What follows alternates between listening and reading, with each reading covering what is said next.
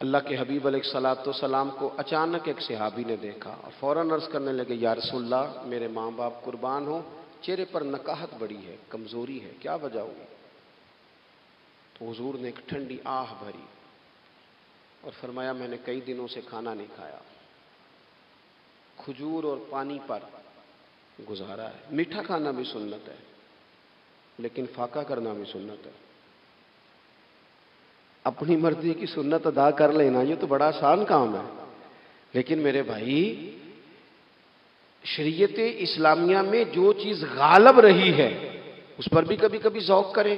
اور پھر حضور کا جو فقر ہے اختیاری ہے، نبی پاک نے مانگ کے غریبی لی ہے اللہ تعالیٰ سے کہ یا اللہ ایک وقت روٹی دے، ایک وقت فاقہ دے۔ تو نبی کریم علیہ السلام نے فرمایا کہ میں نے کھانا نہیں کھایا، کھجور پانی پہ گزارا ہے کئی دنوں سے۔ اب اس صحابی کو حکم تو دین کا یہی ہے نا کہ اگر گھر میں کچھ ہے تو لے آؤ، ورنہ شریعت پابند تو نہیں کرتی۔ تو وہ پہلے اپنے گھر گئے، جا کے پوچھا کوئی چیز ہے؟ گھر والوں نے کہا کوئی نہیں۔ پھر وہ پڑوسیوں کے گھر میں گئے، کوئی کھانے کی چیز ہے؟ کوئی نہیں۔ رشتہ داروں سے، محلے داروں سے پوچھا، کوئی نہیں۔ چپ کر کے نہیں بیٹھے، ایک یہودی کے باغ میں گئے، کہنے لگے یار کوئی مزدوری مل جائے گی؟ وہ سجنا یار منون دی خاطر اساں کی پیش وٹائے، کوئی مزدوری ملے گی؟ اس نے کہا گرمی بڑی سخت ہے، پانی کنویں کا نیچے چلا گیا ہے، ایک ڈول پانی کا اگر نکال سکتے ہو تو ایک کھجور دوں گا۔ فرمانے لگے منظور ہے۔ کہتے میں نے اپنے کندھے سے چادر اتار کے بچھا لی، ایک ڈول پانی کا نکالتا، ایک کھجور ملتی، وہ میں اس کپڑے میں ڈالتا جاتا، چادر میں ڈالتا جاتا۔ جب ذرا میری چادر بھر گئی کھجوروں سے، میں نے اسے سمیٹا، لے جا کے حضور کی بارگاہ میں پیش کیا۔ محبوب وہیں بیٹھے تھے۔ کہتے حضور نے میرا پسینے سے شرابور وجود دیکھا اور میرے چھالوں سے بھرے ہوئے ہاتھ دیکھے اور میری تھکے تھکے وجود کو دیکھا تو کریم نے ایک کھجور اٹھائی اور اٹھا کے منہ میں رکھی۔ حضور فرمانے لگے کس نے تجھے مجبور کیا یہ کام کرنے پہ؟ اس کی مجبوری تو کوئی نہیں نا، کس نے تجھے مجبور کیا؟ تو کہتے ہیں دو آنسو میرے بھی چھلک پڑے۔ میں نے عرض کی حضور ہمیں کوئی مجبور کر سکتا ہے؟ ہمیں آپ کی محبت نہیں مجبور کیا، حضور یہ محبت ہے جس نے مجبور کیا۔ یا رسول اللہ کائنات کی ہر چیز سے بڑھ کر آپ سے پیار ہے۔ یہ غریب آدمی، سادے لوگ ہیں، یہ بہت مہنگے تحائف لانے کی ظاہری پوزیشن میں نہیں ہیں، لیکن دیکھو نا اظہار محبت کے معاملے میں کتنا بڑا دل رکھتے ہیں۔ یا رسول اللہ صلی اللہ تعالی علیہ وسلم آقا محبت نے مجبور کیا۔ وہاں انعام نہیں ملا، ظاہری طور پر جو انعام ہوتے ہیں وہ نہیں، اس کا نہیں حضور نے اعلان کیا۔ حضور فرمانے لگے سن پھر اگر تو مجھ سے محبت کرتا ہے تو فقر و فاقے کی تیاری کر، مصیبت کے لیے تیاری کر۔ اگر جو مجھ سے محبت کرتا ہے اس کی طرف تو مصیبتیں دوڑ کے آیا کرتی، پھر تو تیاری رکھ، پھر تو سہنا سیکھ، پھر دل بڑا کر، کشادہ کر، پھر دیکھ تجھے آزمائشیں آئیں گی، زخم پہ زخم کھا کے جی، خونے جگر کے گھونٹ پی، آہ نہ کر اب لبوں کو سی، یہ عشق ہے کو دل لگی نہیں۔ یہ کوئی ایسی تھوڑی ہے کہ تیری دل لگی تھی اور تو دو باتیں کر سن کے تو چلا گیا، یہ عشق ہے کوئی دل لگی نہیں۔ تو حضور کو جس انداز میں صحابہ نے چاہا، جس طرح انہوں نے نبی پاک سے محبت کی، اپنی ساری توجہات کا مرکز ذات رسالت کو بنایا، حضور کی رضا کو ہر معاملے میں مقدم جانا، ہماری ذمہ داریاں ہیں کہ ہم بھی اپنے محبوب کے لیے اپنے جذبات کو کشادہ کریں، اپنے دل میں وہ ساری باتیں پیدا کریں جس کی بنیاد پر ہمارا بھی ایمانی رشتہ نبی کریم سے مضبوط ہو سکے۔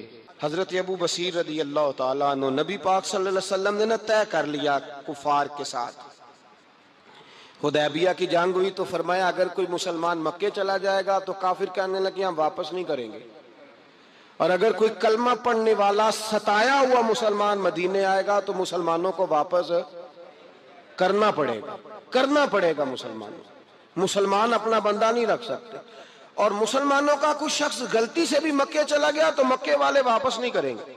حضرت ابو بصیر رضی اللہ تعالیٰ عنہ صحابی تھے، باپ نے، بھائی نے، محلے والوں نے قید کیا ہوا تھا کلمہ پڑھنے کی وجہ سے، پیروں میں زنجیریں تھیں، بیڑیاں تھیں، کسی طریقے سے جیل توڑ کے دوڑے، مدینے پہنچے۔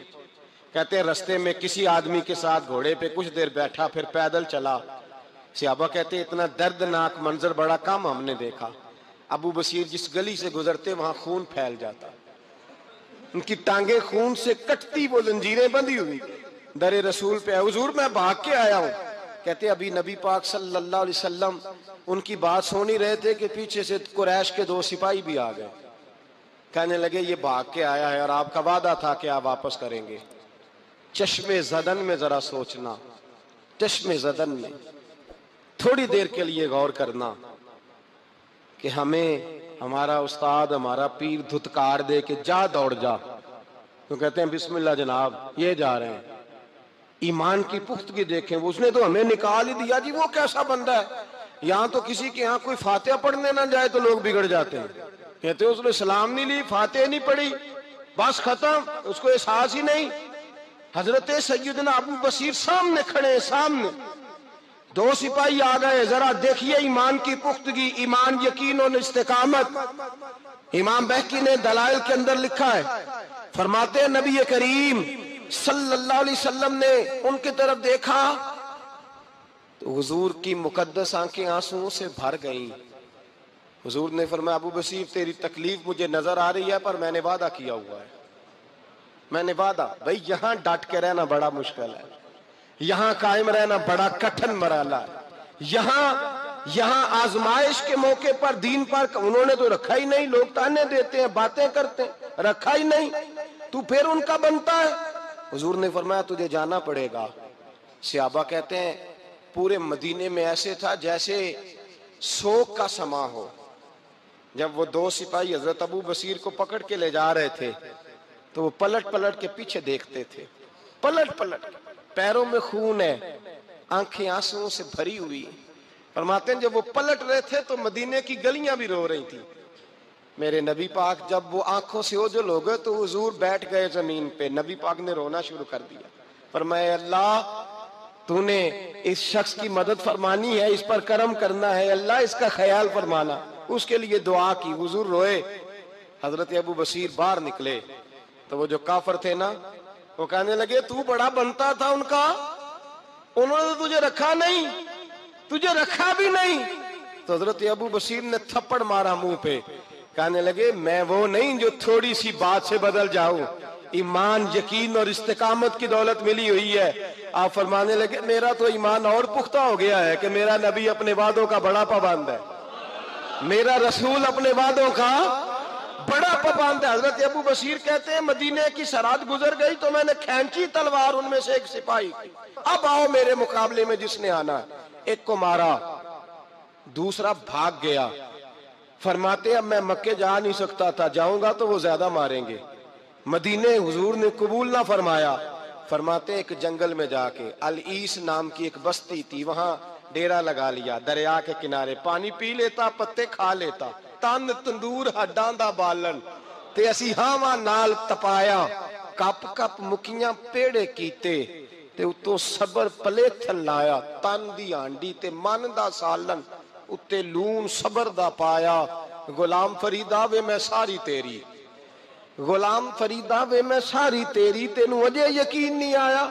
فرماتے سالوں پتے کھائے، اب جو بھی وہاں سے تنگ ہوتا وہ میرے پاس آ کے پناہ لیتا، جس کو مکے والے مارتے میرے پاس آ کے کہتے ہیں، تانے دینے والے آ کے کہتے ہو تم کس طرح کے نوکر ہو، تمہیں تو انہوں نے رکھا ہی نہیں۔ ہم نے کہا چپ کر جا، وہ ہمارے آقا ہیں، وہ ہمارے آقا ہیں، رکھیں تب بھی ٹھیک ہے، نہ رکھیں اللہ اکبر۔ ایمان دیکھو، قوت دیکھو، جیڑیاں خسماں دی وچ رضا وسن بھاگ جاگ جاندے انہاں گولیاں دے تے میں گڈی ہتھ ڈور سجن دے، او جنج رکھے اونج رہنا ہے، واجب نہیں جے وچ شریعت مندہ خسم نو کہنا۔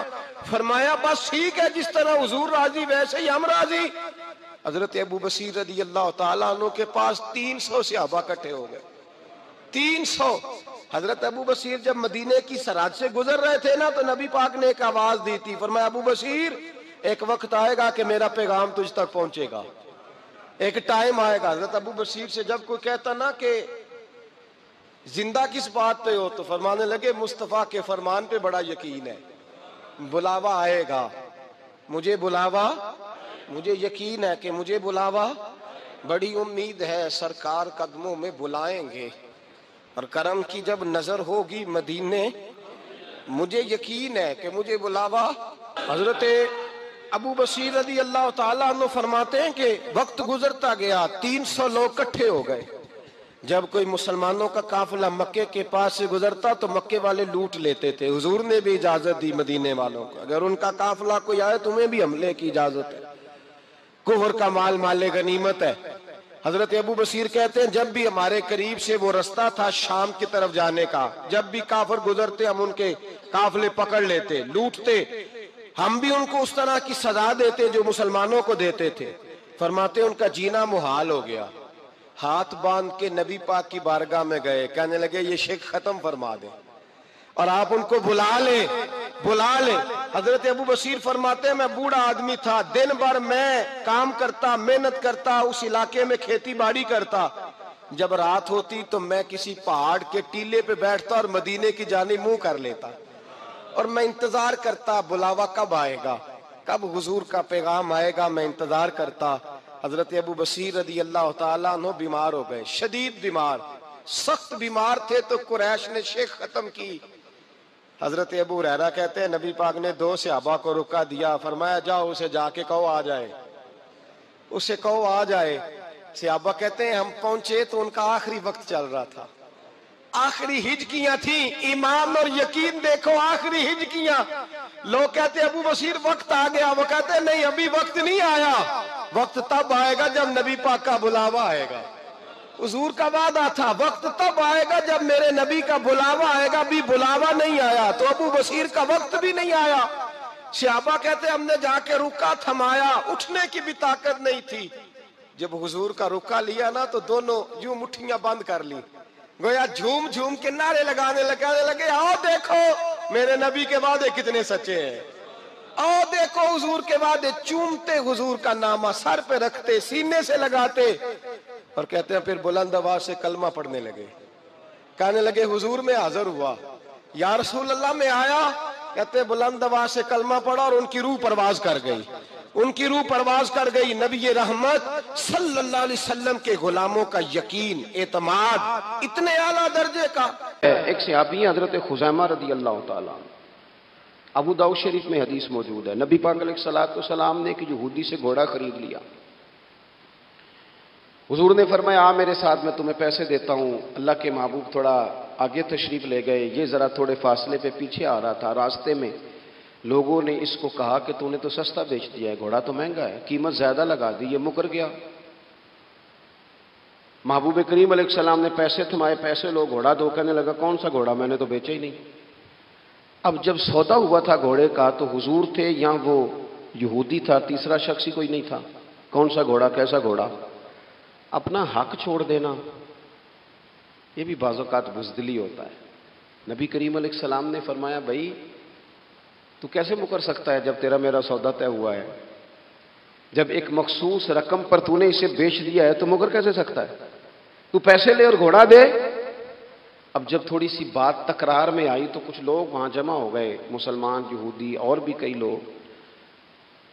وہ یہودی کہنے لگا جی آپ اس طرح کریں، ایک گواہ دے دے، میں زیادہ نہیں مانگتا، ایک دے دے، ایک بندہ کہہ دے کہ یہ گھوڑا میں نے بیچا ہے اور آپ نے خریدا ہے تو میں آپ کے حوالے کر دوں گا۔ وہاں بندہ کوئی دوسرا موجود ہی نہیں تھا تو گواہ کسے پیش کیا جائے۔ حضرت خزیمہ رضی اللہ تعالیٰ عنہ نبی کریم کے صحابی ہیں، فوراً بولے، وہ بھی لوگوں کی باتیں سن کے وہاں آئے تھے، فوراً بولے، کہنے لگے یا رسول اللہ میں دیتا ہوں گواہی۔ دوڑ کے آگے آئے، کہنے لگے جی میں گواہی دیتا ہوں کہ آپ نے گھوڑا خریدا ہے، یہودی نے بیچا ہے۔ اب اس نے کہا تھا ایک بندہ کہہ دے تو میں دے دوں گا۔ اس کی شرط پوری ہو گئی، حضور نے پیسے اس کے ہاتھ میں دیے، اس نے گھوڑا محبوب کے دستے مبارک میں لگام تھمائی، حضور تشریف لے گئے، غلام کو دیا، گھوڑا گھر چلا گیا۔ نبی کریم نے حضرت خزیمہ سے کہا خزیمہ ایک بات تو بتا، تو تھا ہی نہیں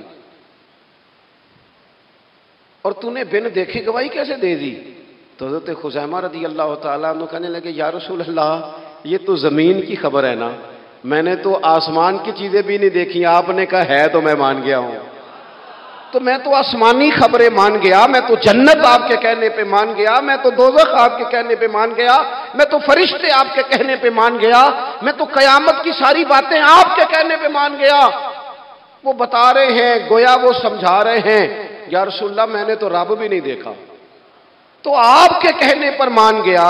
اور جب اتنی ساری چیزیں آپ کے کہنے پہ مان گیا ہوں تو گھوڑا تو چیز ہی کوئی نہیں۔ اب دیکھیں حضور کا تبصرہ یہاں کیا ہے۔ انہوں نے ایمان کا مرکز و محور ذات مصطفیٰ کو سمجھا، ان کو سمجھ آئی کہ کل کائنات حضور کی ذات ہے۔ اب حضور سید عالم علیہ السلام نے اس بات کو سن کر اعلان کیا فرمایا؟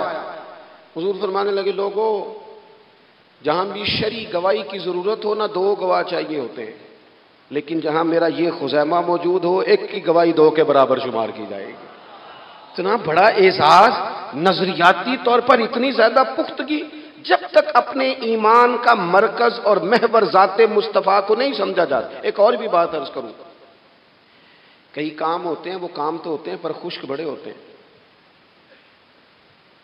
کچھ ڈیوٹیاں تو ہوتی ہیں لیکن وہ ڈیوٹیاں تھکا بڑا دیتی ہیں۔ کچھ سفر تو ہوتے ہیں پر وہ سفر پورے وجود کو توڑ پھوڑ کے رکھ دیتے ہیں۔ لیکن کچھ کام ایسے ہوتے ہیں جو بندہ بڑے ذوق سے کرتا ہے۔ کچھ ڈیوٹیاں ایسی ہوتی ہیں کہ بندہ کہتا ہے کبھی 2 گھنٹے اور کرنی پڑ جائے نا۔ کچھ سفر ایسے ہوتے ہیں کہ جس میں بندے کا دل کرتا ہے یا اللہ یہ سفر کبھی روز ملے نا۔ چلے نہیں سمجھ آتی تو ایک سادی سی کسی شاعر نے بات کی ہے، اس نے کہا ہے کہ دنیا اندیاں سفراں تو بندہ تھک بھی تو جاندا ہے نا، پر سفر مدینے دا ہر وار ہی بڑا سونا۔ کچھ سفر تھکاتے نہیں نا، اکتاہٹ نہیں ہوتی۔ کچھ چیزیں انسان ذوق سے کرتا ہے، اس کی طبیعت۔ اگر نبی پاک علیہ السلام کی ذات کے ساتھ دل کی قلبی وابستگی ہو جائے، دین کا کام تھکاوٹ پیدا نہیں کرتا۔ مسجد کی حاضری بوجھ نہیں بنتی، انسان کے لیے کوئی بھی خیر کا کام کرنا مشکل نہیں ہوتا، اس کا وجود ڈھل سا جاتا ہے، اس کی طبیعت اس طرح کی ہو جاتی ہے کہ جیسے سارے نور سے ہو کر آ گئے۔ شرط یہ ہے کہ کامل محبت ہو۔ آج کل ڈھیروں لوگوں کو دعویٰ ہے حضور کی محبت کا، ڈھیروں لوگوں کو، اور بالکل ٹھیک ہے، ہونا بھی چاہیے، لیکن اپنے آپ سے پوچھ لینا چاہیے اچھی طرح سے، ہمیں اچھی طرح سے غور کر لینا چاہیے کہ شہرت زیادہ پیاری ہے کہ حضور؟ یہ ہمیں غور کرنا چاہیے۔ ہمیں غور کر لینا چاہیے کہ دولت زیادہ پیاری ہے کہ نبی پاک علیہ الصلوۃ کی ذات؟ ہمیں غور کرنا چاہیے کہ برادری اور قبیلے کی رسمیں زیادہ پیاری ہیں یا حضور کے دین کی بات زیادہ پیاری ہے؟ ہمیں پہلے غور کر اپنی ترجیحات کا تعین کرنا چاہیے، اور پھر ہمیں اپنے دل سے یہ بھی پوچھنا چاہیے کہ تیرا فلاں دوست سے ملنے کو تو بار بار دل کرتا ہے، اہل خانہ کو، گھر والوں کو ملنے کو تو تیرا بار بار جی چاہتا ہے، کیا تیرے دل میں کبھی بیٹھے بیٹھے تڑپ اٹھتی ہے؟ بیٹھے بیٹھے، اور کبھی تیری آنکھیں باہر آتی ہیں کہ رب کوئی موقع بنا دے اور میں جا کے حضور کا شہر مبارک بھی دیکھا ہوں؟ اچانک دل کرتا ہے نا کسی شخص سے بات کرنے کو، تو کیا بالکل بیٹھے بیٹھے کبھی اچانک نعت سننے کو بھی دل کرتا ہے کہ نہیں؟ کبھی اچانک حضور کی سیرت کی طرف بھی توجہ بیٹھے بیٹھے چلی جاتی ہے کہ نہیں؟ دیکھیں کوئی بندہ بھی انکار نہیں کرے گا جب کسی سے کہا جائے گا کہ مجھے حضور علیہ السلام سے بڑی محبت ہے، لیکن آپ کو کس سے محبت ہے، آپ کس سے پیار کرتے ہیں، یہ صرف آپ کو ہی پتا ہوتا ہے۔ میں کس سے محبت کرتا ہوں، میرے دل میں کس بندے کے لیے کتنی گنجائش ہے، یہ سامنے والا نہیں ماپ سکتا، یہ صرف میں ہی ماپ سکتا ہوں، جو کہ دل جو میرا ہے۔ یہ باطنی کیفیات میری ہیں۔ ہم روز نعرے لگائیں، روز زور شور سے نعرے لگائیں، لوگ سن کے کہیں کہ بڑا پیار کرتا ہے یہ حضور سے، لیکن یہ ہمیں پتا ہے ہماری قلبی واردات کیا ہے، ہمیں خبر ہے۔ دیکھیں نا صحابہ سچے لوگ تھے۔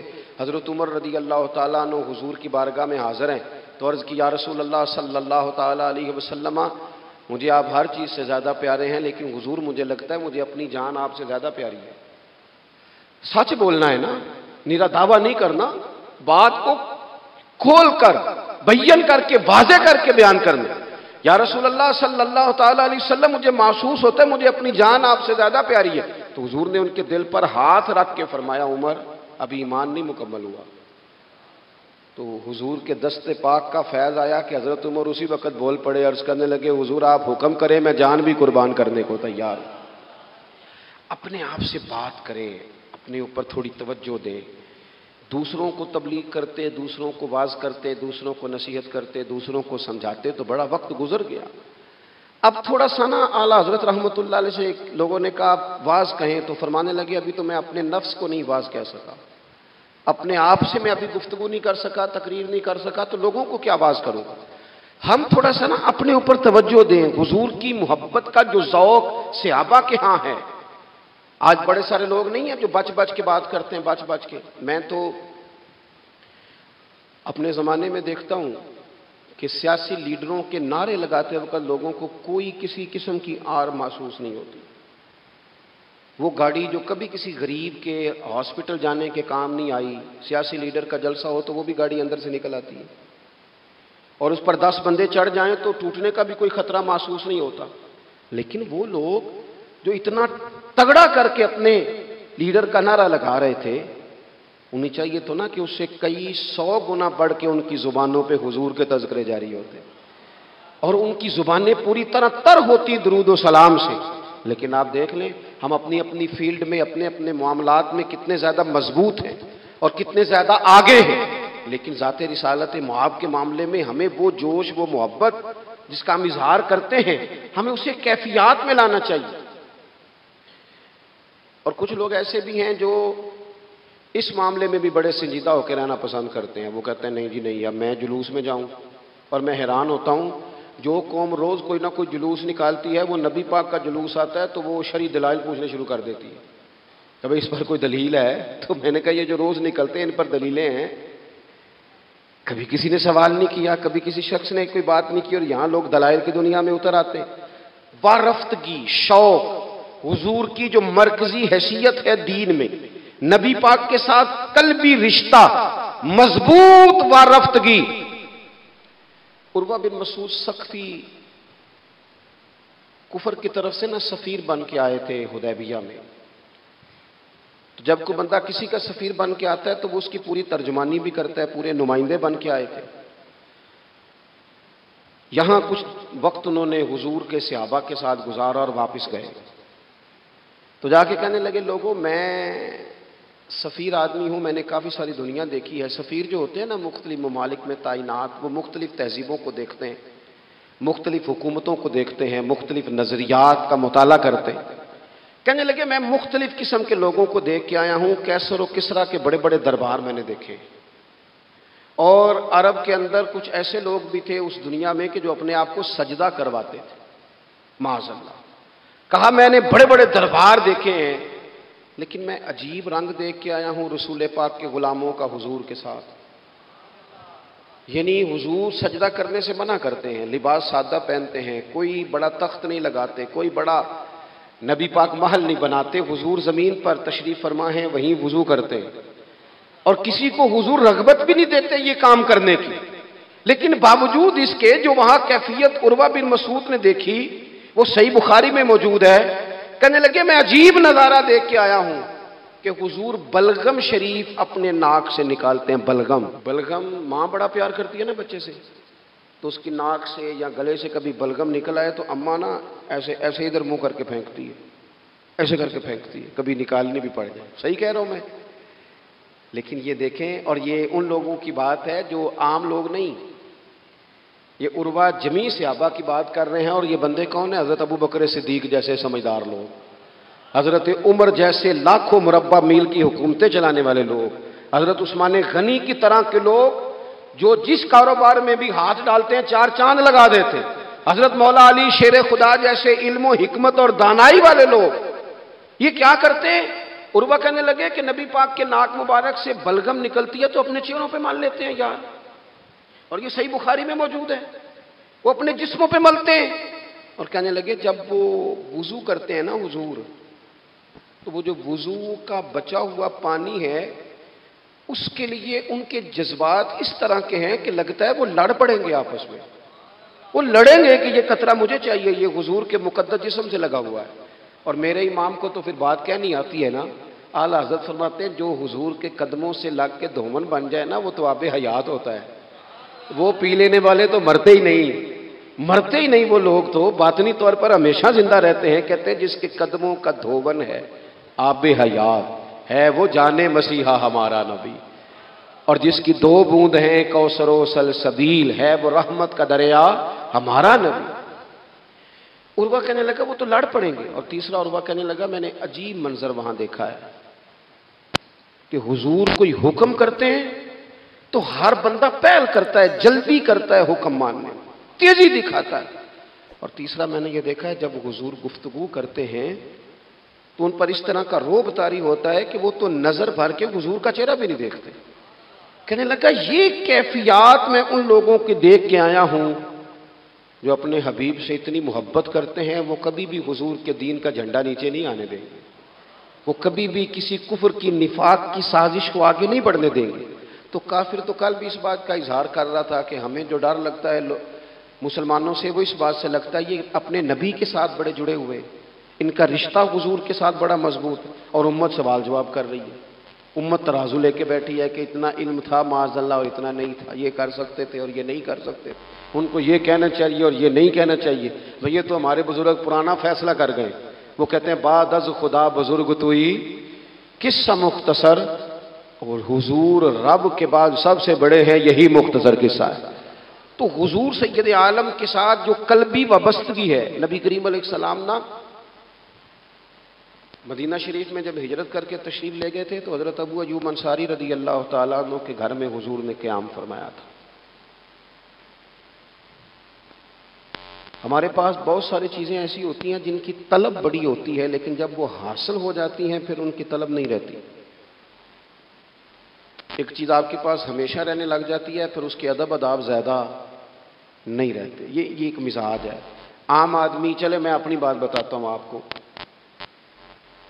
عام آدمی جو ہوتا ہے نا وہ قرآن شریف کے غلاف کو بھی چومتا ہے، پھر قرآن پاک کو بھی چومتا ہے، پھر وہ بڑے احترام سے کھول کے رکھتا ہے۔ لیکن ہمارے مدارس میں جو حافظ ہوتے ہیں وہ نہیں زیادہ چومتے، ان کے پاس رہتا ہے نا ہر وقت، وہ لا کے رکھتے، ادب کرتے ہیں، کوئی بے ادبی نہیں کرتے، اللہ معاف کرے، لیکن جس طرح سے عام آدمی اس کو بار بار چومتا ہے یا ذوق کا اظہار کرتا ہے، دیکھیں حافظ بیچ بیچ میں سے ناراض ہونے لگ گیا مجھ سے۔ آپ ناراض نہ ہوں، لیکن چلو بات کر تو لینے دو نا، جو ٹھیک ہے وہ کر تو لینے دو۔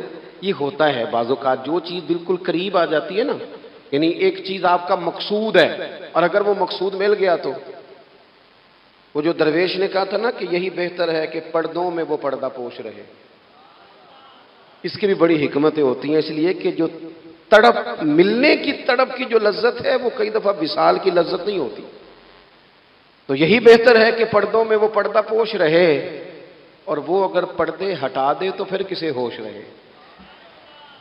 جب آپ کو وہ چیز میسر آ جاتی ہے تو پھر اس کی قدر، اسی لیے حضرت عمر فاروق رضی اللہ تعالیٰ عنہ کا یہ طریقہ تھا کہ جب لوگ حج کر لیتے تھے نا تو فرماتے تھے حج ہو گیا، اب اپنے اپنے گھر جاؤ، زیادہ دیر نہ رہو حرم شریف میں، زیادہ دیر رہو گے تو قدر نہیں کرو، اب جاؤ۔ بڑی دلچسپ ہوتی ہیں بے ترتیب ملاقاتیں، کبھی کبھی ملنے میں ذوق زیادہ ہوتا ہے، لطف زیادہ ہوتا ہے، طمانینت زیادہ ہوتی ہے۔ حضرت ابو ایوب انصاری کہتے ہیں مجھے مقصود مل گیا، کرم ہو گیا، میں منتظر تھی، میری روح، میری نظر کہ حضور میرے گھر تشریف لائیں، حضور آ گئے، کرم ہو گیا، رحمت ہو گئی۔ اب ایسا نہیں ہے کہ ان لوگوں کو مقصود مل گیا ہے تو بس بات ختم ہو گئی، اب وہ سمجھ گئے کہ میرے تو گھر آ گئے تو میرے لیے تو ساری بات ہی کھل گئی ہے۔ ان کی ادبی معرفت کا یہ عالم تھا، اور نبی پاک کے ساتھ ان کی وابستگی کا یہ حال تھا کہ کہتے ہیں میں نے نا، میرے گھر کی 2 منزلیں تھیں، میں نے نچلی والی منزل حضور کے لیے چھوڑ دی تاکہ نبی کریم صلی اللہ تعالیٰ علیہ وسلم کے زیارت کے لیے لوگوں نے آنے جانا ہے تو لوگوں کے لیے آسانی رہے۔ فرماتے ہیں نیچے حضور آرام فرما ہیں اور میں اوپر والی منزل پہ تھا، جا کے چارپائی پہ لیٹ گیا، یہ مسلم شریف میں آپ کو ملے گا، اس کی اصل ملے گی آپ کو۔ فرماتے ہیں میں آرام سے جا کے چھت پہ لیٹ گیا، رات کا تھوڑا سا پہر گزرا تو میرے دل میں خیال آیا ابو ایوب تو اوپر ہے اور حضور نیچے ہے، پائے نظر ہوش میں آ، یہ کوہ نبی ہے، آنکھوں سے بھی چلنا یہاں بے ادبی ہے، اور امام فرماتے ہیں حرم کی زمین اور قدم رکھ کے چلنا، ارے سر کا موقع ہے ہو جانے والے، کہا حضور نیچے، فرماتے ہیں ساری رات میں ایک دیوار کے ساتھ پیچھے ہو کے بیٹھا رہا، ساری رات یہ سوچتا تھا کہیں میں وہاں نہ چل دوں جہاں حضور آرام فرما ہو، میرے قدم نہ آ جائیں۔ میں تڑپتا رہا، مقصود پاس آ گیا ہے، وہ چیز حاصل ہو گئی ہے، لیکن اس کی تڑپ میں اضافہ ہوا ہے، احترام بڑا ہے، یعنی اب سوچ رہے ہیں کہ میں ان کا ادب کیسے کروں، ان سے محبت کیسے کروں، کس اعزاز سے انہیں بٹھاؤں۔ فرماتے ہیں کہ تڑپ کے میں صبح حاضر بارگاہ ہوا، میں نے کہا یا رسول اللہ کریم کرم ہو جائے، میری تو بساط ہی نہیں، میں چھت پہ کیسے گزارا کروں گا؟ تو حضور فرمانے لگے میرے پاس تو لوگوں نے آنے جانا ہے، میں تو نیچے ذرا آسانی محسوس کرتا ہوں، یہی ٹھیک۔ یا رسول اللہ آپ کی بات ٹھیک ہے، پر کریم اگر کرم ہو جائے نا تو مہربانی ہوگی۔ اللہ کے رسول نے جب نظر مبارک اٹھا کے حضرت ابو ایوب انصاری کا چہرہ دیکھا نا، خیال آیا مسلمان نیک و بد پہچان جاتے ہیں، اور محمد تو آدمی کے دل کی باتیں جان جاتے ہیں صلی اللہ تعالی علیہ وسلم۔ حضور نے جب نظر فرمائی اور ان کی آنکھوں میں چمکتے ہوئے آنسو دیکھے تو حضور فرمانے لگے میں سمجھ گیا ہوں تو نہ اوپر رہ پائے گا نہ سو پائے گا، تو بچے لے کے نیچے آ جا، میں ہی اوپر چلا جاتا ہوں۔ صحابہ کی وہ جو خاص قلبی کیفیات ہے رسول پاک کے ساتھ، میرے سنگیوں دیکھو میلاد شریف کا جو جھنڈا ہے وہ بھی میلاد شریف کا ہی ہے، وہ میلاد کا جھنڈا، ایسا نہ ہو کہ میلاد کا جھنڈا کسی گلی میں پڑا ہوا نظر آئے، میلاد پہ چھپنے والا اشتہار پوسٹر کسی جگہ گرا ہوا نظر آئے۔ یہ جو لنگر شریف ہے نا تبرک کے چاول، یہ حضور کے میلاد سے وابستہ ہے، یہ گلیوں میں بکھرے ہوئے نظر نہ آئے۔ اس طرح کی کیفیات نہ ہو کہ محسوس ہو کہ جناب یہ تو احترام والے لوگ ہیں، یہ لوگ تو حضور کی محبت کی بات کرتے ہیں۔ محبوب کی نسبتوں کا احترام بھی محبت ہی کا ایک پہلو ہوتا ہے، خاص بارفتگی نبی پاک کی ذات کے ساتھ خاص۔ اور پھر ان لوگوں نے نا ان چیزوں کو بھی چھیڑا جن کی شریعت میں گنجائش تھی۔ شریعت کے دو حکم ہیں، ایک عزیمت ہے ایک رخصت ہے۔ ایک یہ ہے کہ اگر حالات بڑے سخت ہیں بڑے گڑبڑ ہیں تو آپ تھوڑی دیر کے لیے سائڈ پہ ہو جائیں، رخصت ہے اجازت ہے۔ اور ایک یہ ہے کہ آپ ڈٹ جائیں نا حالات کے سامنے، پھر اللہ مددگار ہے۔ ایک یہ ہے کہ گنجائش ہے، اور ایک یہ ہے کہ دل نہیں میرا مانتا، میں گنجائش کا کیا کروں، میری طبیعت نہیں مانتی۔ چلیں ایک بات اور کھول دیتے، ایک ہوتا ہے حکم، ایک ہوتی ہے رضا، ان دونوں میں فرق ہوتا ہے۔ وہ جی میں نے حضرت صاحب سے کہا جی مجھے اجازت ہے میں جاؤں، انہوں نے کہا جاؤ میں چھٹی لے کے آیا ہوں۔ بھائی آپ نے چھٹی مانگی تھی، حضرت نے دے دی، استاد جی نے دے دی، یہ تو حکم ہے، لیکن تمہیں بھانپنا چاہیے تھا نا ان کی مرضی کیا ہے، ان کی رضا کیا ہے۔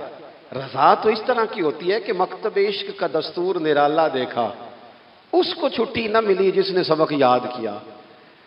میرا ایک دیہاتی ماحول سے تعلق ہے، ہمارے سرکاری اسکولوں میں نا ایک مانیٹر بنا دیتے تھے، جو بچہ لائق ہوتا تھا نا وہ مانیٹر بن جاتا تھا، حالانکہ لائق ہوتا تھا سیاںہ ہوتا تھا، لیکن مانیٹر بن کے نا اس کی ذمہ داری بڑھ جاتی تھی، پھر اس کو کنجیاں مل جاتی تھی، اسی نے سب سے پہلے آنا ہے، اس نے سب سے بعد میں جانا ہے، ہر چیز اس کے سپرد۔ پیار جو زیادہ کریں ان کی ذمہ داریاں بھی زیادہ ہوتی ہیں۔ یہ کیا بات ہوئی کہ میری محبت زیادہ ہے تو میں مسجد میں غیر حاضر ہوں، میں حضور کا میلاد شریف زیادہ مناتا ہوں تو میں نے سنت شریعت کو اپنایا ہی نہیں۔ محبت مجھے حضور سے زیادہ ہے، لیکن حضور نے جو حقوق العباد ادا کرنے کا سبق پڑھایا ہے اس پر میری توجہ ہی نہیں۔ بھئی اگر آپ کا پیار زیادہ ہے تو پھر آپ کی ذمہ داری بھی زیادہ ہے، پھر آپ کو زیادہ حساس ہونا چاہیے۔ حضرت ام شریح کہتی ہیں میں عورتوں کو بلاتی، کہتی میری بات سنو، جب وہ قریب آتی تو میں نے نبی پاک کا دین بتاتی، سائیڈ پہ کر کے کونے میں نہ تھوڑا او یار آپ ذرا اس کا لطف تو لیں، اس کا ذائقہ تو دیکھیں۔ حضرت ام شریح کہتی ہے میں گھر گھر جاتی بتاتی، تو کافروں کو پتہ چل گیا کہ یہ تبلیغ کرتی ہے، انہوں نے مجھے بلایا، کہنے لگے تیرے برادری اور قبیلے کا مسئلہ نہ ہوتا تو ہم تجھے قتل کر دیتے، اب ہم تجھے واپس بھیجتے ہیں۔ چند مردوں کو میرے ساتھ کیا، مجھے گھوڑے اور اونٹ کی ننگی پشت پر باندھ لیا۔ ننگی پشت پر لمبا سفر کرنا مشکل ہوتا ہے، پسینہ آئے بڑی تکلیف ہوتی ہے گھوڑے پر بیٹھ، اب وہ کوئی کجاوا نہیں کوئی چیز نہیں، اسی طرح باندھ کے لے گئے۔ اور فرماتی ہیں کہ 3 دن اور 3 راتوں کا وہ سفر تھا، رستے میں وہ خود چھاؤں میں بیٹھتے اور مجھے باندھ کے دھوپ میں ڈال دیتے۔ 3 دن میں نے زمین پر چلنے والی کسی چیز کی آواز نہیں سنی، لیکن وہ جب جب نبی پاک کے دین کی بات پوچھتے تو میرا کلیجہ خوشی کے ساتھ ٹھنڈا ہو جاتا, آنکھیں کھل جاتی اور میں کہتی کیا بات ہے میرے نبی پاک کے دین کی. اس کیفیت میں بھی وہ تبلیغ کی لذت اپنی جگہ موجود. حضرت ام شریک رضی اللہ تعالیٰ عنہ فرماتی ہیں کہ جگہ انہوں نے مجھے لٹا دیا باندھ کر, پیاس بڑی شدید تھی, پانی پینے کو دیتے نہیں تھے, روٹی کھانے کو, یہ ایک عورت کی بات کر رہا ہوں, یہ خاتون کی بات کر رہا ہوں. آج کل تو ہمارے بچے شام کو سالن ٹھیک نہ پکا ہو تو موبائل توڑ دیتے ہیں. یہ قوم نہیں میدانوں میں جا سکتی, جہاد نہیں کر سکتی. خاتون کہتی ہے کہ شدید پیاس تھی اور مجھے باندھ کے لٹایا ہوا تھا. مجھے جب تکلیف بڑھ گئی تو اچانک میں نے دیکھا پانی کا ایک ڈول برآمد ہوا ہے. میں نے اسے تھوڑا سا پی لیا, پر طلب ابھی باقی تھی. وہ پھر آ گیا برتن, میں نے پھر پیا. طلب ابھی باقی تھی, پھر برتن آ گیا. امام ابو نعیم نے اس کو لکھا ہے حلیۃ الاولیاء میں, فرماتے ہیں تیسری دفعہ وہ پھر بھرا ہوا ڈول پورے کا پورا آ گیا. اب میں نے پیا بھی, اپنے کپڑوں پہ بھی چھڑکا. جب وہ سارے بیدار ہوئے تو مجھے آگے کہنے لگے کہ تو نے ہمارا پانی استعمال کیا ہے. فرماتی ہے پھر انہوں نے اپنے برتن دیکھے, مشکیزیں دیکھے تو بھرے ہوئے تھے. میرے قریب آ کے کہنے لگے یہ پانی کہاں سے آیا؟ تو میں نے کہا تم ابھی میرا عقیدہ نہیں سمجھے, یہ میرے رب نے مجھے دیا ہے, میرے رب نے مجھے دیا. فرماتی ہے مجھے باندھ کے لے جا رہے تھے, پر جب میری بات سنی نا تو بول کے کہنے لگے ہمیں سمجھ آ گئی ہے تیرا دین ہمارے دین سے بہتر ہے, تیرا عقیدہ ہمارے عقیدے سے بہتر ہے. اور ایک روایت میں یوں بھی ہے کہ وہ باندھ کے لے جا رہے تھے, پر یہ کمال دیکھا تو کلمہ پڑھ کے مدینے والے کے غلام بن گئے. صحابیات نے نا بڑا جم کے دین کا کام کیا. عقیدہ, پھر تبلیغ, پھر میدان جہاد. عورتیں جہاد میں جایا کرتی تھیں, وہ زخمیوں کو پانی پلاتی تھیں, مرہم پٹی کرتی تھیں. پہلے اپنے جسم کے ساتھ بڑی بڑی پٹیاں لپیٹ کے لے جاتی, جہاں کسی زخمی کو ضرورت ہوتی وہ پٹیاں کرتی, اور اعصابی طور پر مضبوط رہ کے. میدان کے اندر جہاد وہ بندہ کرتا ہے جو یقین کامل کی دولت جسے نصیب ہو, جسے پتا ہو کہ یہ میں مروں گا تو میرا مرنا رائے گا نہیں, اللہ مجھے شہادت کا درجہ عطا فرمائے گا. لیکن اگر یہیں سے بندہ اپنے آپ کو مطمئن نہ کر سکے تو میدان میں جائے گا. یقین کامل ہو, اگر ہو یقین کامل پیدا تو پھر کٹ جاتی ہیں زنجیریں, پھر انسان آگے مضبوطی سے آگے بڑھتا ہے. نبی پاک صلی اللہ علیہ وسلم جب جہاد کے لیے تشریف لے جاتے نا تو عورتوں پر کسی نہ کسی شخص کو نمائندہ بنا کے چھوڑ کے جاتے تھے. ایک دفعہ مولا علی شیر خدا کو بھی چھوڑ کے گئے, حضرت عبداللہ ابن مختوم رضی اللہ تعالیٰ عنہ کو بھی ایک دفعہ چھوڑ کے گئے. ایک موقع پر نا حضور نے عورتوں کو ایک جگہ پہ چھوڑا پیچھے, تو وہ قلعہ تھا حضرت حسان بن ثابت رضی اللہ تعالیٰ عنہ, بڑا مضبوط قلعہ تھا. اس قلعے کے اندر خواتین ساری محفوظ کر کے ان کو وہاں بٹھا دیا گیا. حضور جہاد کے لیے چلے گئے. اب وہاں قلعے میں عورتوں کو اس لیے رکھا گیا تھا کہ یہاں یہودی بھی ہیں, تو ایسا نہ ہو کہ ہم باہر لڑیں تو وہ اندر سے کوئی شرارت کر دیں, لہٰذا عورتیں محفوظ رہیں. حضرت حسان بن ثابت رضی اللہ تعالیٰ عنہ کی ڈیوٹی تھی تلوار لے کے حفاظت کرنے کی, تو ایک یہودی آ گیا. وہ اب ٹو کرنے لگا, تجسس کرنے لگا کہ یہاں عورتیں ہیں تو کوئی مرد بھی ہے کہ نہیں, دائیں بائیں دیکھنے لگا. حضرت صفیہ رضی اللہ تعالیٰ عنہ نے توجہ کی اور جناب حسان بن ثابت سے کہنے لے 1 منٹ لگا اس کی گردن مار دے, ایسا نہ ہو کہ یہ جا کے بتا دے, گردن اڑا دے. حضرت حسان بن ثابت ذرا تھوڑی کوشش کرنے لگے, ارادہ کرنے لگے, آگے بڑھنے لگے, تو ابھی وہ تیاری میں ہی تھے تو حضرت صفیہ رضی اللہ تعالیٰ عنہ خود نکلی پیچھے سے ہو کے, ذرا سا ایک ستون کے پیچھے چھپی, ہاتھ میں بڑا سا ڈنڈا پکڑا. وہ آپ کے قریب سے گزرنے لگا, تو یہ خاتون کی بات کر رہا ہوں, خاتون کی.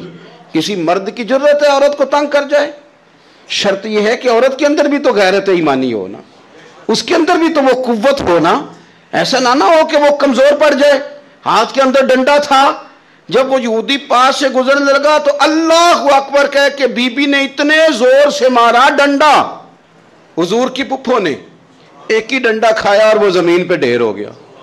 حضرت صفیہ نکلی اور جناب حسان بن ثابت سے کہنے لگی مجھے آتی ہے شرم, کیونکہ جب کسی کو مار دیا جائے تو اس کا مال مال غنیمت ہے نا کافر کا, اب اس کی زرہ اتارنی ہے, اس کی تلوار لینی ہے. فرمایا مجھے شرم آتی ہے, وہ مرد ہے, اس طرح کرو مار میں نے دیا, سامان تم اتار کے لے آؤ.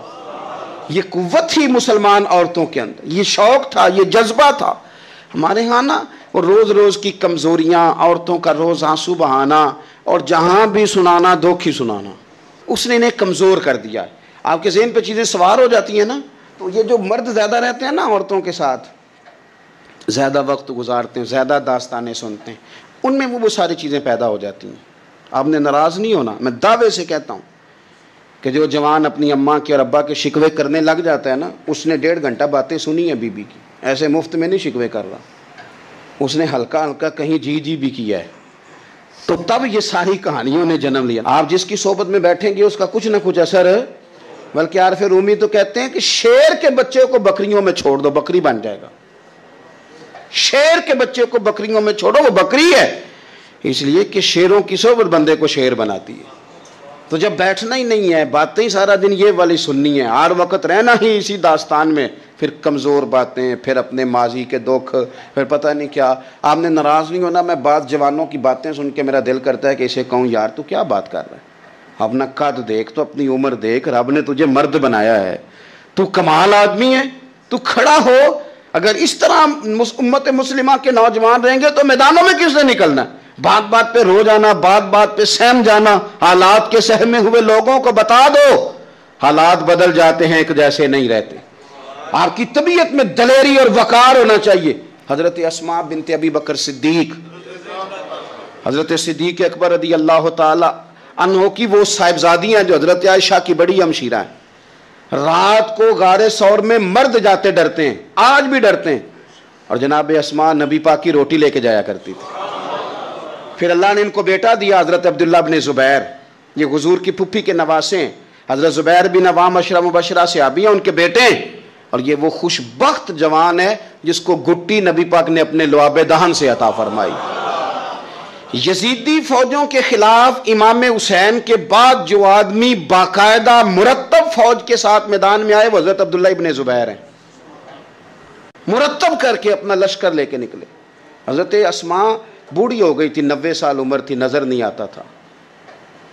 حضرت عبداللہ ابن زبیر جب لڑے یزیدی فوجوں کے خلاف تو کچھ ساتھی شہید ہو گئے، کچھ کے قدم پیچھے ہٹ گئے۔ حضرت عبداللہ ابن زبیر ماں کے پاس آئے اور ماں سے آ کے کہتے ہیں اماں میرے کچھ ساتھی کمزور پڑ گئے، کچھ شہید ہو گئے، اور یہ بڑے سخت لوگوں کی فوج سے ہمارا مقابلہ ہے، تو اس وقت تیرے ساتھ کوئی خدمت گزار نہیں، میں تیرا اکیلا سہارا ہوں، ماں تو بتا میں کیا کروں، آگے جاؤں کہ واپس مڑوں؟ نابینا ہیں حضرت اسماء، عمر ہے 90 سال، بیٹے کی پشت پہ ہاتھ رکھ کے کہتی ہیں پتر پہلے یہ بتا کہ تو حق پہ ہے کہ نہیں، تو حق پہ ہے کہ نہیں؟ ان ماؤں کی گود میں اسلام پلا کرتا تھا، حق پہ ہے کہ نہیں؟ تو حضرت عبداللہ ابن زبیر کہنے لگے اماں میں حق میں ہوں۔ تو حضرت اسماء کہنے لگے پتر پھر میدان میں جا، اور میرا پتر ایک میرے ساتھ وعدہ کر، کوئی بھی تیر پشت پہ نہ کھانا، سارے سینے پہ کھا کے آنا۔ حضرت عبداللہ ابن زبیر عرض کرنے لگے اماں یہ بڑے ظالم قسم کے دشمن ہیں، یہ آنکھیں نکال دیتے ہیں، ہونٹ کاٹ دیتے ہیں، جسم کے ٹکڑے ٹکڑے کرتے، تو سہ لے گی؟ کیا جواب ہے، کیا طاقت ہے، کیا ہمت ہے۔ حضرت اسماء فرمانے لگی پتر بکرے کو نہ صرف ذبح ہوتے وقت تکلیف ہوتی ہے، کھال اترتے وقت کوئی تکلیف نہیں ہوتی، جا میرا بیٹا میدان میں۔ حضرت عبداللہ ابن زبیر شہید کر دیے گئے، ان کی لاش مبارک مکہ مکرمہ کے چوک میں جنت المعلیٰ کے پاس لٹکا دی گئی۔ حجاج بن یوسف نے حضرت اسماء کو بلایا اور بلا کے کہنے لگا تجھے پتہ ہے تیرا بیٹا لٹکا ہوا ہے؟ فرمانے لگی ہاں مجھے پتہ ہے، یہ بچپن سے ہی شاہ سوار ہے، یہ گھوڑوں پہ رہنا ہی پسند کرتا تھا۔ اور پھر کیا جملہ کہا، حجاج کے لوگ کہتے ہیں یہ فوجوں میں اور تلواروں کی جھنکار میں کبھی نہیں کانپا تھا، پر حضرت اسماء جو نابینا ہیں ان کے جملوں نے نرزہ طاری کر دیا۔ فرمانے لگی حجاج میرا پتر لٹک گیا ہے، کہیں تیرے آگے جھکا تو نہیں نا؟ لٹک ہی گیا ہے، جھکا تو نہیں میرا پتر؟ 14 دن تک لٹکے رہے، لاش مبارک لٹکی رہی، لیکن حضور کا لعاب دہن تھا نا، لوگ کہتے ہیں قریب سے گزرتے تھے تو دور دور تک خوشبوئیں پھیلی ہوئی، دور دور تک۔ مائیں ایک صحابیہ ہے، نام ہے ام عمارہ، جنگ احد میں زخمیوں کو پانی پلاتی، اپنے 2 بیٹے اپنا شوہر لے کے احد میں آئیں، زخمیوں کو پانی پلاتی ہیں، مرہم پٹی کرتی ہیں۔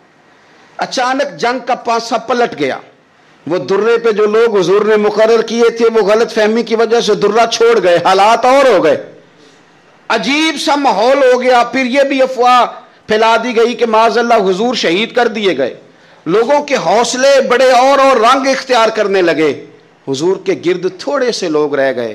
او میرے بھائیوں، او ملت کی بیٹیوں بہنوں، یہ ہے تمہارا انداز دین کی خدمت میں، یہ خواتین کا انداز ہوتا ہے۔ حضرت ام عمارہ پہلے زخمیوں کی مرہم پٹی کرتی تھی، اب سارا کچھ پھینک دیا، تلوار لی اور جا کے نا حضور کے گرد کھڑی ہو گئی، کہنے لگی آئے نا کون آتا ہے میرے کریم کے پاس، آ کے دکھائے نا کوئی، اساں کیتی ہے جان حوالے رب دے، ایسا عشق کمایا ہے اسی مرن تو اگے ہی مر گیا باہو، اساں تا مطلب نو پایا ہے، آ کے کھڑی ہو گئی۔ حضور فرماتے ہیں میں دائیں دیکھتا تھا تو ام عمارہ ہوتی تھی، میں بائیں دیکھتا تھا تو ام عمارہ ہوتی تھی، آگے دیکھتا تھا تو ام عمارہ، پیچھے ام عمارہ۔ حضور فرمانے لگے تو بہت سارے لوگوں سے سبقت لے گئی ہے، تو بڑے سارے لوگوں سے آگے نکل گئی ہے، ان کو زخم لگ رہے ہیں، تیر آ رہے ہیں، پر خاتون ہو کے ڈٹی ہوئی ہیں، رسول اللہ صلی اللہ علیہ وسلم کے سامنے کھڑی، حضور پر آنے والے تیر اپنے وجود پہ لیتی ہیں۔ او میرے عزیز، رسول پاک علیہ السلام نے فرمایا تجھے رب نے بڑا حوصلہ دیا ہے، اتنا گہرا زخم بازو میں آیا کہ غار بن گئی، غار۔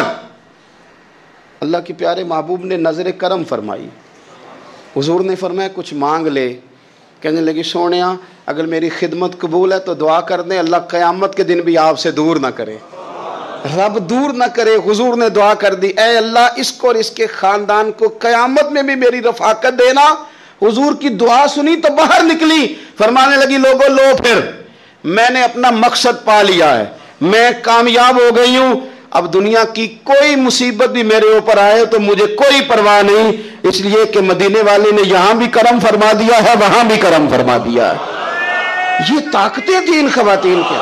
ایک تابعی بزرگ تھے حضرت ابو عبد الرحمن فروغ، صاحب تاریخ بغداد نے لکھا ہے وہ جہاد پہ چلے گئے، 30,000 دینار اپنی بیوی کو جاتے دفعہ دے گئے، کہنے لگے لو پاس رکھ لو، اور بیٹا بھی ماں کی گود میں ہی تھا، کچھ نے لکھا پیدا ہو چکے تھے، کچھ کا کہنا ہے کہ ان کے جانے کے 1-2 ماہ بعد بیٹے کی ولادت ہوئی، اور بیٹے کا نام کیا ہے ربیعہ بن ابو عبد الرحمن، اور یہ بیٹے وہ ہیں جو حضرت امام مالک جیسے لوگوں کے استاد ہیں، حضرت حسن بصری جیسے لوگوں نے ان سے پڑھا، خود جہاد پہ چلے گئے۔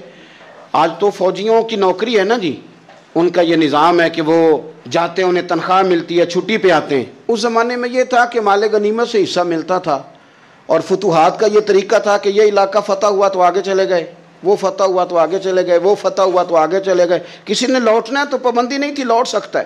کچھ لوگ جہاد میں ہی رہتے تھے۔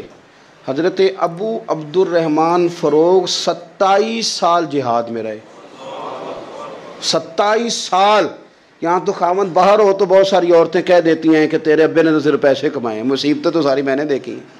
معاذ اللہ بعض جگہ، سب نہیں لیکن بعض جگہ کہہ دیتی ہیں کہ وقت تے سارے میں کیتے۔ 27 سال شوہر چلا گیا، واپس ہی نہیں آیا، 30,000 دینار دے کے چلے گئے۔ 27 سال کے بعد خیال آیا گھر کا، اب بیٹا محدث بن گیا، عالم بن گیا، اور کمال یہ کہ رہتے کہاں تھے؟ حضور کے مدینے میں، مدینہ النبی میں، مدینہ منورہ میں صلی اللہ تعالی علیہ وسلم۔ اور ان کے صاحبزادے حضرت ربیعہ یہ مسجد نبی میں، حضور کی مسجد میں بیٹھ کے نبی پاک کی حدیث پڑھایا کرتے۔ آئے گھر، دروازے پہ دستک دی، صاحبزادے نے دروازہ کھولا، نہ باپ بیٹے کو پہچانتا ہے نہ بیٹا باپ کو۔ جناب ابو عبد الرحمن اندر داخل ہونے لگے تو صاحبزادے نے کہا بوڑھے میاں میرے گھر میں بغیر اجازت کے کیوں داخل ہو رہے ہیں؟ تو وہ کہنے لگے تو بتا تو نے میرے گھر پہ قبضہ کیوں کر رکھا ہے؟ اب جب بات زیادہ بڑھ گئی تو دونوں جانب سے لوگ جمع ہو گئے، شور اٹھا تو اندر سے والدہ نے سنا، پردہ سرکا کے دیکھا کہ میرے شوہر آ گئے 27 سال کے بعد، 27 سال کے بعد۔ آپ اپنے صاحبزادے سے کہنے لگی بیٹا ان کو اندر آنے جو تمہارے والد ہیں۔ بڑا روئے باپ بیٹا، بڑا روئے۔ ماں اور بیٹے کی محبت کا بھی اندازہ نہیں، پر قرآن پاک پڑھے نا تو 2 مثالیں باپ اور بیٹے کے پیار کی بھی ملتی ہیں۔ ایک حضرت یعقوب علیہ السلام کا جناب یوسف سے پیار، اور ایک حضرت ابراہیم کا حضرت اسماعیل سے پیار، اور جناب اسماعیل کی جناب ابراہیم کی فرما برداری کی مثال، اس کا بھی جواب کوئی نہیں۔ باپ اتنا رو رہے ہیں اور بیٹے کی یاد میں، اس کا بھی اندازہ کوئی نہیں کر سکتا۔ باپ بیٹا مل کے بڑا روئے۔ عصر کی نماز کا وقت ہو گیا۔ حضرت ربیہ جو محدث ہیں وہ وضو کر کے مسجد شریف چلے گئے۔ یہ ابھی چونکہ سفر سے آئے تھے، انہوں نے کھانا وانا کھایا، تھوڑی دیر بیت گئی تو یہ نہیں پوچھا پیچھے حال کیا رہا۔ پوچھتے ہیں اپنی بیوی سے میرے 30,000 دینار کہاں ہیں؟ تو اہلیہ کہنے لگی مسجد جائیں نا، حضور کی مسجد میں عصر پڑھ کے آئیں، پھر میں بتاتی ہوں پیسے کہاں ہیں۔ حضرت ربیہ نے امامہ باندھا، جبہ پہنا، حضور کی مسجد میں بیٹھے اور حدیث پاک کا درس دے رہے ہیں۔ سامنے حضرت حسن بصری جیسے، امام مالک جیسے لوگ بیٹھے ہیں۔ حضرت ابو عبد الرحمن فروغ جو ان کے والد تھے، عصر کی نماز پڑھ کے نا تو پوچھتے ہیں ایک شخص سے، یہ کون ہے نوجوان کالی داڑھی والا؟ عمر زیادہ نہیں پر کس طرح شوق سے حضور کا دین بیان کر رہا ہے، کون ہے؟ تو بتانے والے نے کہا کہ حضور ایک نا ابو عبد الرحمن نام کے بزرگ ہیں، وہ 27 سال سے جہاد میں گئے ہوئے، یہ ان کا بیٹا ہے۔ یہ سنا کہ میرا پتر اتنا بڑا عالم، چھم چھم آنسو بہے، داڑھی بھر گئی آنسو، حضور کی مسجد میں تشکر کے آنسو، خوب روئے خوب روئے۔ اٹھے گھر گئے اور جب آنسوؤں بھرا چہرہ لے کے گھر آئے تو اماں ساری بات ہی سمجھ گئی، کہنے لگی دیکھا ہے وہ بیٹے کو حدیث پڑھاتے، اب پتہ چلا میں نے آپ کے 30,000 دینار کہاں خرچ کیے، میں نے آپ کا پیسہ ضائع تو نہیں کیا۔ تو حضرت ابو عبد الرحمن فروغ فرمانے لگے رب تجھے صلہ دے اور میری طرف سے بھی دے، تو نے تو کمال کر دیا ہے۔ حدیث تیرا بیٹا پڑھا رہا تھا اور قد میرا اونچا ہوتا جا رہا تھا، سبق تیرا بیٹا دے رہا تھا اور یوں لگ رہا تھا کہ درجے میرے بلند ہو رہے ہیں۔ تو ماؤں نے کمال کیا، انقلاب کیا، بیٹیوں نے بہنوں نے دین کے لیے ہمیشہ اپنا کردار پیش کیا ہے۔